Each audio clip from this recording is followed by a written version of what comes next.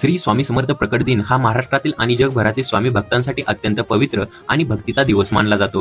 हिंदू पंचांगानुसार दरवर्षी चैत्र शुद्ध द्वितीया या तिथीला श्री स्वामी समर्थांचा प्रकट दिन मोठ्या उत्साहात साजरा केला जातो. हा दिवस का साजरा केला जातो हे आता पाहू. दत्तात्रेयांचा तिसरा अवतार म्हणजे श्री स्वामी समर्थ. श्री स्वामी समर्थांना भगवान दत्तात्रेयांचा तिसरा पूर्ण अवतार असे मानले जाते.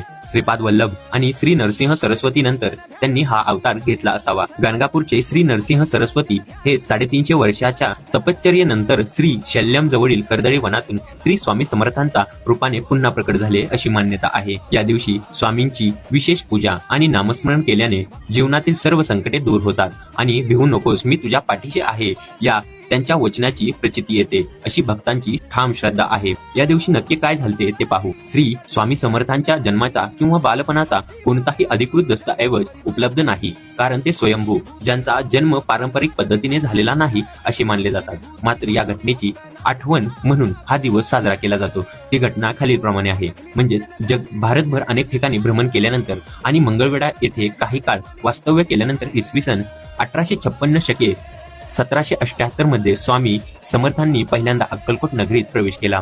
अक्कलकोटमध्ये आल्यानंतर त्यांनी गावातील खंडोबा मंदिरात आपला पहिला मुक्काम केला. तो दिवस चैत्र शुद्ध द्वितीयाचा रविवार दिनांक 6 एप्रिल 1856 होता. या दिवसापासून स्वामी समर्थ अक्कलकोटमध्ये आपले बस्तान मांडले आणि पुढील 22 वर्षे तेथेच राहून अनेक अगाध लीला केल्या आणि भक्तांचा उद्धार केला. अक्कलकोटमध्ये स्वामींच्या पहिल्या दर्शनाचा आणि आगमनाचा हाच पवित्र दिवस सर्वत्र प्रकट दिन म्हणून साजरा केला जातो. शांत व्हा माझ्या मुलांना. तुमच्या भक्तीसाठी तुम्हाला शांती आणि आनंद मिळो.